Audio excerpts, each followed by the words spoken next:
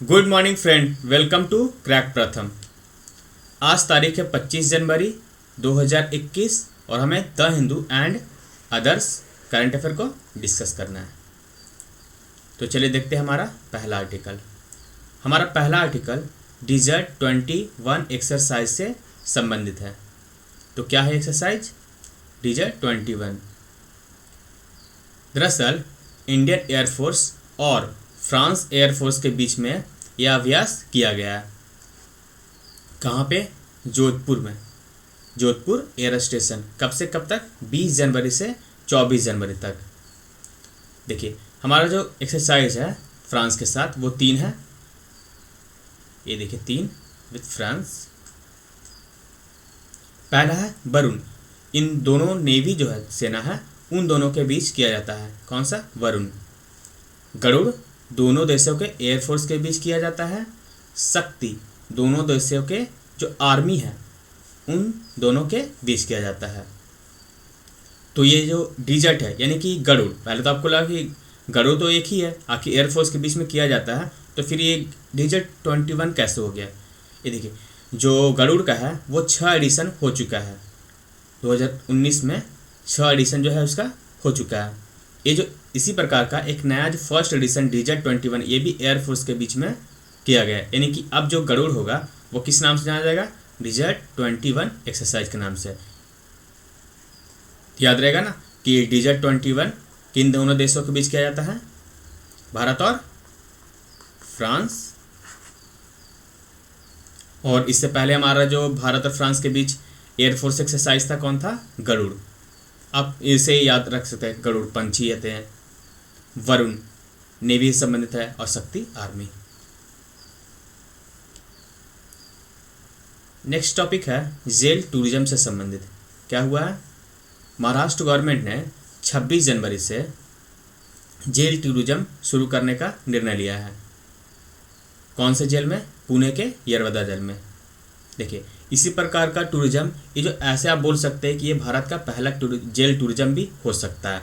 क्यों? क्योंकि वर्ष 2019 में, ये देखिए वर्ष 2019 में दिल्ली सरकार ने भी ऐसी घोषणा की थी। किस जेल में? तिहाड़ जेल में। लेकिन प्रोग्राम को गृह मंत्रालय जो है अनुमति नहीं दिया। The program is yet to take off officially pending, है ना, pending approval from union home minister. यानी कि भारत का पहला जेल टूरिज्म कहाँ पर? जेल पर्यटन हिंदी में बोल सकता है। जो जेल पर्यटन है वो है पुणे के यरवदा जेल में। पुणे का यरवदा जेल तो आपको पता है कितना हमारा इतिहास उससे जुड़ा हुआ है, इसीलिए उसे ध्यान में रखते हुए महाराष्ट्र सरकार ने यह शुरू किया है। ये देखिए किनको किनको अलाउ किया है? स्टूडेंट ऑफ हिस्ट्री, मतलब जो इतिहास से संबंधित छात्र हैं। इसके अलावा महिला पुरुष तो हैं ही, आम आदमी भी इसमें शामिल होंगे। यानी कि इसे देखने के लिए अब आम पब्लिक जा सकते हैं। शुरुआत में इसमें कई सारे लिमिटेशन होंगे, जैसे कि एक बार में 30 ही लोग जाना, उसके बाद 50 ऐसे करेंगे और धीरे धीरे आम पब्लिक के पूरी तरह से खोल दिया जाएगा। अब इससे जो इतिहास जुड़ा हुआ देखिए, इसमें महात्मा गांधी, जवाहरलाल नेहरू, सरोजनी नायडू, सरदार पटेल, मोतीलाल नेहरू, लोकमान्य तिलक, सुभाष चंद्र बोस, इसके अलावा और भी कई सारे नेता जो हैं उन्हें ब्रिटिश सरकार ने क्या किया था? बंदी बना करके रखा था। एक और फैक्ट है इसमें, जो चापेकर ब्रदर्स है। चापेकर ब्रदर कौन? दामोदर चापेकर और बालकृष्ण चापेकर। इनको यहाँ पे फांसी दी गई थी। क्यों दिया गया था? क्योंकि 1896 में जो हमारा जो प्लेग फैला था ना, देश में प्लेग फैला था, तो उसके जांच के लिए रैंड को यहाँ पे मतलब आयोग गठन किया गया था कि जांच किया जाए कि ये कैसे फैला है। तो क्या किया था कि उन्होंने सही तरीके से जांच नहीं किया और जिस कारण से पूरे जो पश्चिमी भारत है उसमें प्लेग फैल गया था। उसी के विरोध में ये जो चापेकर ब्रदर थे, कौन कौन? बालकृष्ण चापेकर और दामोदर चापेकर, इन्होंने क्या किया था कि वो रैंड की हत्या कर दी थी। यानी कि जो प्लेग आयोग के जो अध्यक्ष है उनकी हत्या कर दी थी। इसी कारण से इन दोनों भाइयों की यहाँ पे फांसी दी गई थी। इसके अलावा एक और इतिहास यहाँ से जुड़ा हुआ, पूना पैक्ट किया गया था किन दोनों के बीच, दादा भाई डॉक्टर भीमराव अंबेडकर और महात्मा गांधी के बीच में। क्यों किया गया था?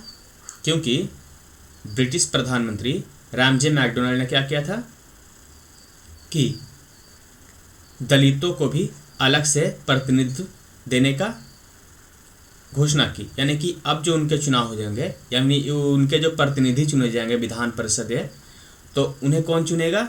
उनके ही जात के लोग। तो यह तो एक तरह से मतलब देश को तोड़ने जैसी बात थी। तो गांधी जी ने क्या किया कि भूख हड़ताल कर दिया, जबकि अंबेडकर चाहते थे कि नहीं, ये जो रामजे मैकडोनाल्ड के ब्रिटिश पीएम जो बोल रहे हैं वो सही है, इससे हमारे लोगों को अधिकार मिलेगा। लेकिन गांधी जी ऐसा नहीं चाहते थे।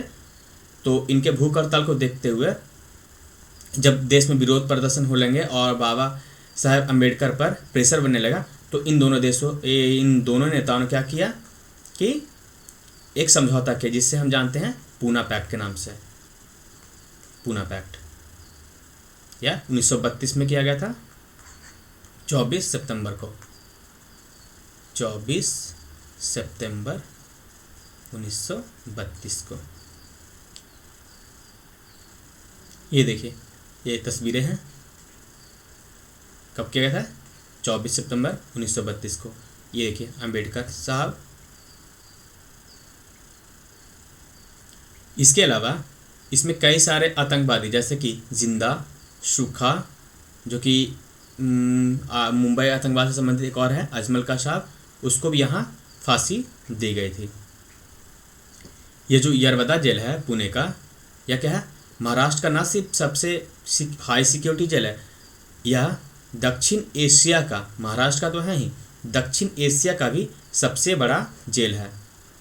Also one of the largest prison in south Asia.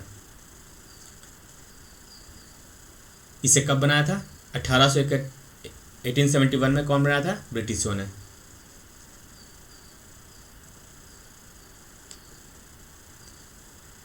Next topic है राष्ट्रीय बालिका दिवस से संबंधित।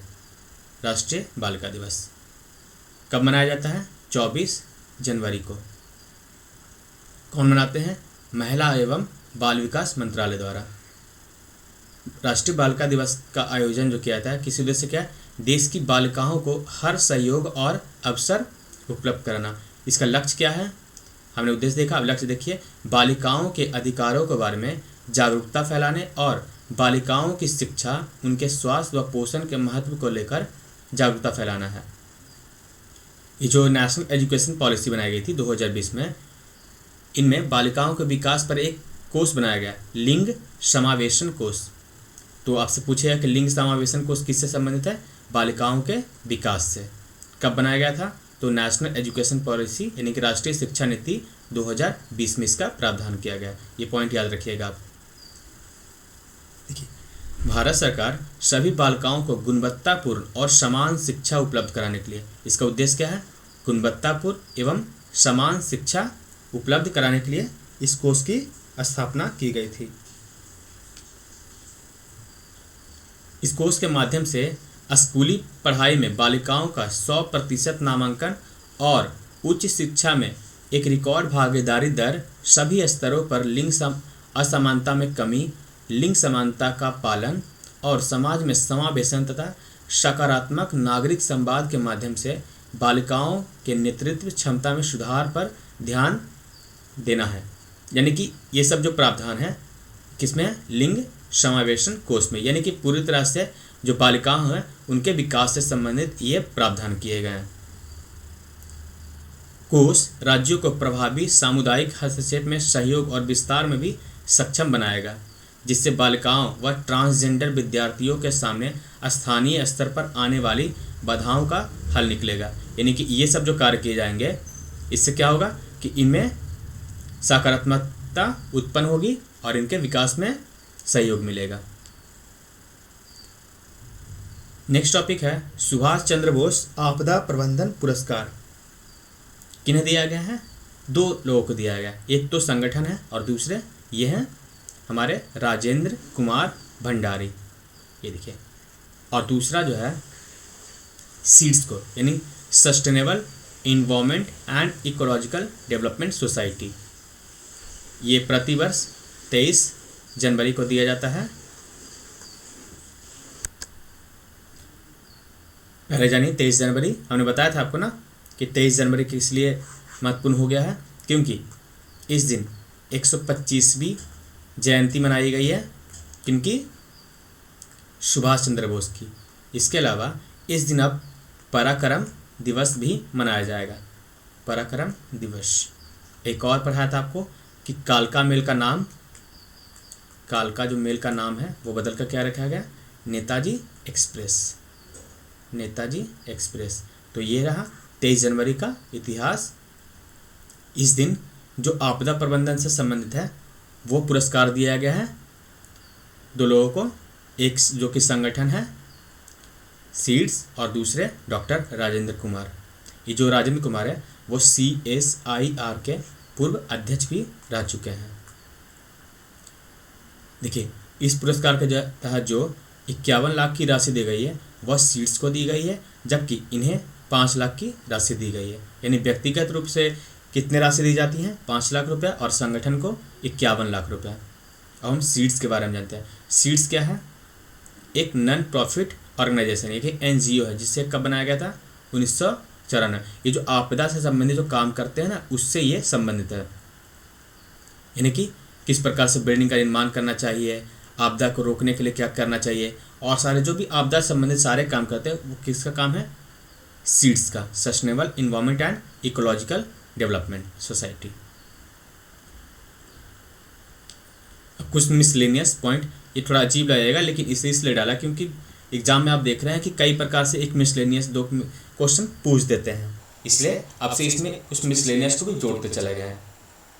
तो पहला पॉइंट है कि फर्स्ट खेलो India Zanskar winter sport festival कहाँ किया गया है, लद्दाख में। और दूसरा, ये प्रारंभ क्या है, ये जो है स्टार्टअप इंडिया जो प्रोग्राम शुरू किया गया था कब, 2015 में, उसी के 5 वर्ष के उपलक्ष्य में क्या किया गया है, ये प्रारंभ शुरू किया गया, यानी कि ये एक स्टार्टअप इंडिया इंटरनेशनल समिट है। तो याद रहेगा ना आपको, फर्स्ट खेलो India Zanskar winter sport festival कहाँ किया गया, जास्कर, ये भी कश्मीर आपको पता है।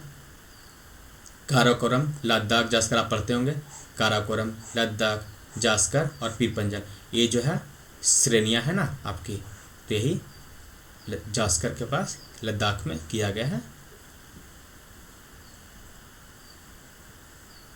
तो ये था हमारा आज का आर्टिकल। क्रैक प्रथम देखने के लिए धन्यवाद।